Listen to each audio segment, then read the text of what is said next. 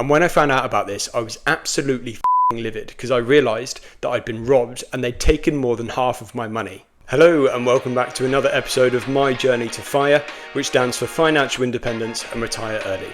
One of my long-term goals in life is to fund a good lifestyle without the need for a 9-to-5 job. So in this video series, I'll be documenting how I'm investing my money to generate passive income streams from the likes of stocks and shares, rental income, savings interest and more.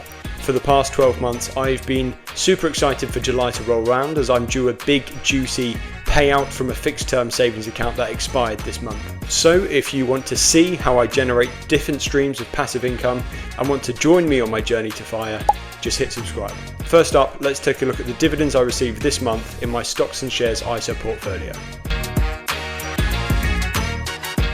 So unlike the previous month where I received dividends from 8 different companies, this month was a little bit less exciting, and I only received a dividend from one company, which was National Grid, who paid me £109. As you can see from this graph, dividend payouts are lower than average this month, with the average payout per month being around £270.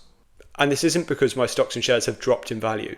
It's simply down to when different companies and funds pay their dividends. I hold 21 different stocks, funds and bonds in my stocks and shares ISA portfolio, but it just so happens that National Grid is the only one that pays out in July. For those that are interested, you can find out when a company pays their dividend by typing that company's name into a trading platform, or you could just Google it, I guess. But here you'll also see the ex-dividend date. To be eligible for a dividend payout, a shareholder must own that stock at least one business day before the ex-dividend date.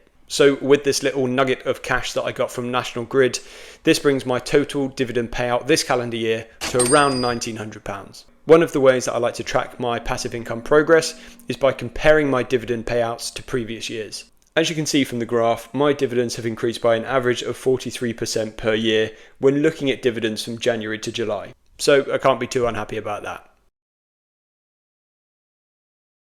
If you've seen previous videos of this series, you'll know that I want to try and max out my stocks and shares ISA every year with the full £20,000. To do this, I've calculated that based on my average monthly income, I can put away £2,000 a month for 10 months of the year. For those of you that don't know, there are 12 months in a year. So that gives me a 2-month buffer for months where my spending is higher or my expenses are higher and I need to put money aside for something else. This previous July was one of those months where I decided not to invest the £2,000.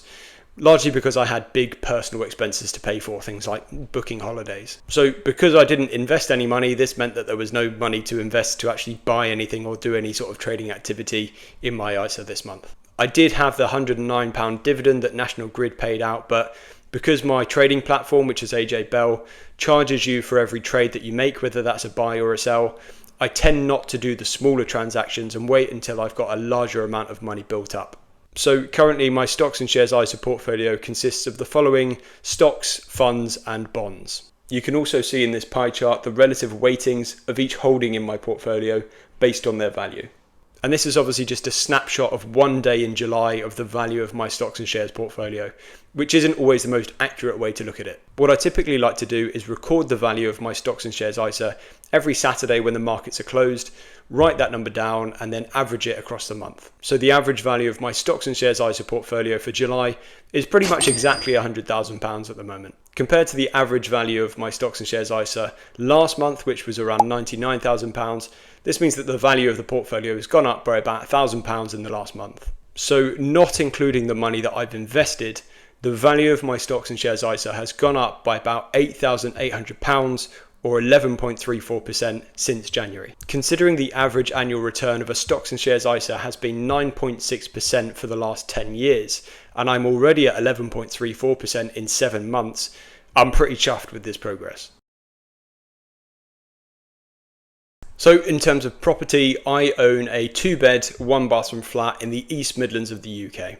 I used to live there myself for about 3 or 4 years, but when I moved to London to change jobs, I decided to keep it and just rent it out. Typically, I receive somewhere between £1,000 and £1,100 per month from rental income, but this month I only received £443. Part of this was due to property management charges related to a change in tenancy, and these are pretty standard charges for things like advertising the flat, showing people around, choosing the right tenant, and then sorting out all of the contracts and legal stuff. And I could save some money and do these things myself, but can't be asked. And I've got much more important things to do with my time, like making these YouTube videos. But there was another reason that my rental income was much lower than normal this month.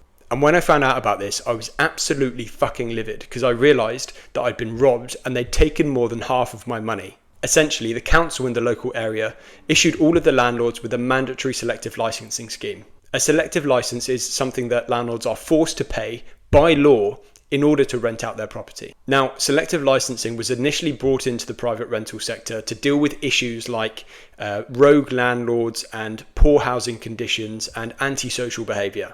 In other words, they were brought in to keep landlords accountable for looking after their tenants. Now, in principle, I think that's a great idea because there are loads of landlords out there that take advantage of their tenants and force them to live in unsafe and inhospitable conditions. However, considering the flat that I bought was considered a luxury apartment in a gated community, it's got amenities like a gym, a concierge, a communal office space, and loads of other amenities, I can't help but think the council haven't thought this through. On top of that, I'm already paying hundreds of pounds in ground rent and service charge just to look after the flat and the building. I'm already paying that. Despite all of that, and despite trying to talk to the council and talk it through, they were having absolutely none of it. So they said, you better hand over that £800 or face prosecution. Thieving bastards. So I've got to pay half of it this month and half of it the next month. And for those of you that are thinking, oh, boo-hoo, a landlord has to pay a bit of extra money. Yeah, you're probably right to think that way. I was just having a bit of a moan, really. Anyway, this brings my total rental income for this calendar year to £6,700. This money is, of course, after expenses, but before tax. So unlike the money in my stocks and shares ISA, which is tax-free, I will have to pay tax on this passive income. Moving on now to interest. Now, this is one that I am excited about. Any money that I've not got invested in my stocks and shares ISA, I keep it in a savings account. By the way, if you're keeping your money in a bank and it's not paying you a good rate of interest, you are literally throwing your money away. Just have to say it. Personally, I have an instant access savings account with Zopa, which pays me 4.54% per year. And at the start of July, I had about £12,000 in that savings account. So when I was paid, it paid me about £43.81. And this brings the total interest I've received on instant access savings accounts this calendar year to about £320. In addition to my instant access savings accounts, I've had a couple of 12-month fixed term savings accounts as well. The first fixed term savings account expired in January, and that paid out about £640. And on the 27th of July this month, the £10,000 that I'd invested in a 6% fixed term savings account finally paid out, and I received my £600. This brings the total interest from all of my savings accounts this calendar year to just over £1,500. When I got this July payout, I decided to move all of the money into my instant access savings account in Zopa, plus a little bit of extra cash, which means that I now have around £24,000 sat in that account. Because I don't really need the money for any big purchases at the moment, I'm going to be on the lookout for some fixed term savings accounts paying better interest rates. The benefits of fixed term accounts is that not only do they typically pay a better interest rate than instant access savings accounts, but your money is a lot safer as well because you can't withdraw the money before the end of the notice period. To find out which savings accounts are currently paying the best rates, I like to look at the Money Saving Expert website, which shows you all the best deals from CFA approved banks. Once again, all of this money is just kept in a standard savings account, which means that I will unfortunately have to pay tax on this interest. However, if this money was in a cash ISA, I wouldn't actually have to pay any tax at all, but as I mentioned before, I intend to use the full £20,000 ISA allowance on my stocks and shares ISA instead. So to summarise, this year I've received £1,879.66 in dividends, £6,724.06 in rental income, and £1,568.80 in money from interest in savings accounts. This comes to a grand total of £10,172.52 in passive income since January. If you also account for the £8,806.25 in capital gains from my stocks and shares ISA, this would bring my passive income for this calendar year to £18,978.77. So these are all of my current sources of passive income, but one of my long-term goals is to start earning money from YouTube too. To do this, I'll need at least 1,000 subscribers to enable monetization, but I'm currently at 161. So if you've enjoyed this video and want to join me on my journey to FIRE, then please just leave a like and click subscribe. Also, if you've got any further questions about my passive income portfolio, feel free to leave a question in the comments. Thanks for watching, I'll see you in the next one.